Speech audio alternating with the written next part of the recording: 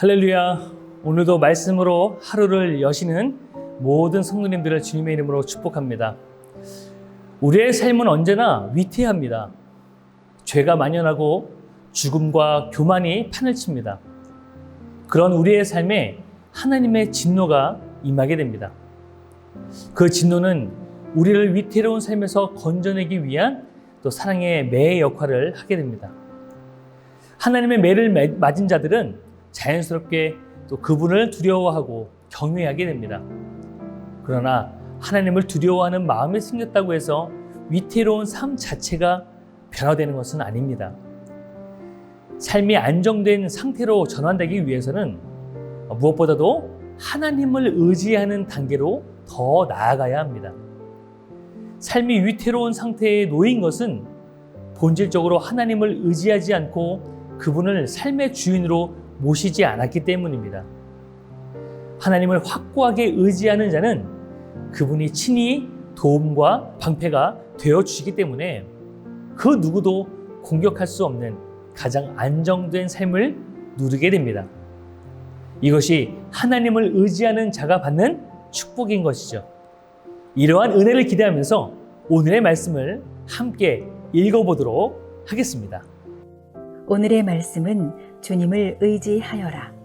시편 115편 9절에서 18절까지입니다. 이스라엘아, 주님을 의지하여라. 주님은 도움이 되어주시고 방패가 되어주신다. 아론의 집이여, 주님을 의지하여라. 주님은 도움이 되어주시고 방패가 되어주신다. 주님을 경외하는 사람들아, 주님을 의지하여라. 주님은 도움이 되어주시고 방패가 되어주신다. 주님께서 우리를 기억하여 주셔서 복을 주시고 이스라엘 집에도 복을 주시며 아론의 집에도 복을 주신다. 주님을 경외하는 사람에게 복을 주시니 낮은 사람, 높은 사람 구별하지 않고 복을 주신다. 주님께서 너희를 번창하게 하여 주시고 너희의 자손을 번창하게 하여 주시기를 바란다. 너희는 하늘과 땅을 지으신 주님에게서 복을 받은 사람이다. 하늘은 주님의 하늘이라도 땅은 사람에게 주셨다. 죽은 사람은 주님을 찬양하지 못한다. 침묵이 세계로 내려간 사람은 어느 누구도 주님을 찬양하지 못한다. 그러나 우리는 이제부터 영원까지 주님을 찬양할 것이다. 할렐루야. 시편 기자는 어제의 말씀에 이어서 아무런 힘이 없는 죽은 우상을 의지하지 말고 반복해서 살아계신 주님만을 의지하라고 명령합니다. 이방 나라들이 의지하는 죽은 우상이 아닌 그들의 참된 도움과 방패가 되시는 살아계신 하나님을 의지하라고 그렇게 격려하고 있는 것이죠. 하나님은 이스라엘을 기억하셔서 그분을 경외하는 모든 자에게 차별 없이 복을 주시고 또 자손이 번창하게 되기는 놀라운 은혜와 축복을 주시는 분이십니다. 그러한 하나님을 찬양하라고 선포하고 있는 것이지요. 구체적으로 오늘 주시는 말씀을 생각해 보면서 몇 가지 메시지를 발견하게 됩니다. 첫 번째 주시는 메시지는 우리가 진정으로 의지해야 할 대상은 하나님이라는 사실입니다. 시편 기자는 앞서 우상과 또 우상을 만든 인간의 어리석음을 지적했습니다. 실제로 이스라엘은 하나님만을 의지할 때는 정말 강성했었습니다. 하지만 우상을 숭배하고 사람을 의지했을 때는 약해져서 침략과 실패의 삶을 살았습니다. 하나님은 그분을 의지하는 자들의 그 방패가 되시고 도움이 되신다고 말씀하고 있습니다. 또한 보호자가 되시고 상급이 되신다고 말씀하십니다. 이 사람에게는 보이는 것을 의지하고 싶은 마음이 있습니다. 그래서 사람을 의지하고 또 물질을 의지하며 권력을 의지합니다. 하지만 그것은 어리석은 생각입니다. 오래 가지 못합니다. 반대로 보이지는 않지만 역사를 주관하시는 하나님 한 분만을 의지할 때에 그분은 우리의 방패와 도움이 되신다고 약속이 되어 주셨습니다. 이러한 은혜를 꼭 붙잡고 승리할 수 있기를 주님의 이름으로 축복합니다. 두 번째 주시는 메시지는 무엇이냐면 하나님은 모든 경외하는 자에게 차별 없이 복을 주신다는 사실입니다.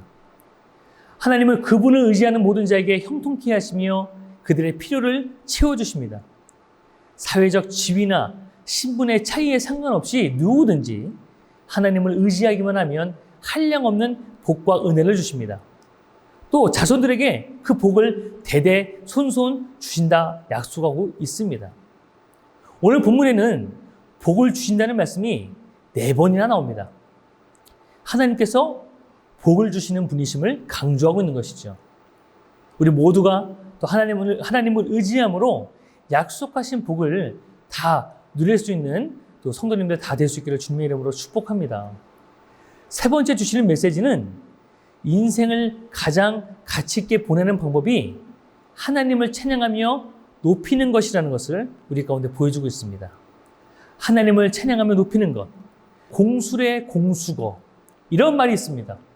잘 아는 대로 이것은 우리가 이 세상에 무엇 하나 가지고 온 것이 없고 또 어느 것 하나 가지고 갈 것이 없다라는 그 의미를 담고 있는 용어입니다. 그럼에도 불구하고 우리는 짧은 인생 동안 정말 쓰고도 남음이 있는 재물과 그 재산을 축적하고도 아직도 부족하다는 말을 되풀이하고 있습니다. 그리고 더 가지지 못함을 한탄하면서 아쉬워할 뿐입니다. 이런 삶에 무슨 기쁨이 있겠으며 무슨 감사나 찬양이 있겠습니까? 항상 목마른 것입니다. 항상 부족한 것이죠. 오늘 시인은 이처럼 어리석은 삶을 살아가는 우리에게 경종을 울리고 있습니다. 모든 것이 죽으면 다 끝이라는 말이죠. 그래서 시인은 어차피 가져갈 수도 없고 영원히 소유할 수도 없는 공수거의 삶이라고 한다면 기왕 살 거 하나님께서 가장 기뻐하시는 찬양하는 삶, 이것이 가장 인생에 있어서 성공적인 삶이라는 것을 나타내주고 그것이 큰 비결이며 또 하나님의 영원한 축복과 구원을 얻는 방법임을 말해주고 있는 것입니다. 우리는 모든 소유를 낭비하지 않고 또 주신 그 은혜에 감사하면서 또 하나님의 뜻에 합당하게 사용하면서 주신 은혜들을 마음껏 누리며 또 나누길 소망합니다. 그리고 하나님께 구원받은 우리의 모든 삶과 또 후손들이 이 땅에서 사는 동안 하나님을 전심으로 찬양하며 예배하는 삶을 살기를 소망합니다. 살아있는 동안 시간을 아껴서 인생의 밤이 오기 전에 이 세상에 보냄받은 그 뜻을 행할 수 있는 저와 여러분 될 수 있기를 주님의 이름으로 축복합니다. 왜냐하면 밤이 오면 일을 할 수 없기 때문입니다. 하나님은 우리를 통해 찬양과 영광을 받기 원하십니다. 구원받은 성도로서 쉬지 않고 하나님을 찬양하는, 하나님을 영화롭게 하는 모든 성도님들 될 수 있기를 주님의 이름으로 축복합니다. 끝으로 이 질문을 드리고 싶습니다. 우리는 살아있는 사람입니까? 죽어있는 사람입니까? 죽은 자들은 더 이상 하나님을 찬송할 수가 없습니다. 우상도 마찬가지로 죽어있는 존재입니다. 그러므로 살아있는 우리들은 살아계신 하나님을 찬양하며 높여드려야 할 줄로 믿습니다. 하나님만이 인간의 진정한 보호자이십니다. 하나님을 향한 인간의 마땅한 반응, 그것은 곧 감사와 영광과 찬양, 즉 예배입니다. 지금 여러분이 의지하는 대상이 무엇입니까? 혹시 다른 것이 하나님의 자리를 대신하고 있다고 한다면 우리가 그것을 돌이켜서 그 우상을 돌이켜서 하나님만을 의지하는 우리 모두가 될 수 있기를 주님의 이름으로 축복합니다. 그럴 때 하나님께서 우리의 모든 인생을 책임져 주실 줄로 믿습니다. 함께 기도하겠습니다. 사랑과 은혜가 많으신 하나님 아버지, 은혜와 사랑을 감사드립니다. 모든 것이 하나님의 은혜입니다. 나를 구원하심도 또 내가 누리고 있는 모든 것이 당연한 것이 아니라 하나님의 은혜인 줄 믿습니다.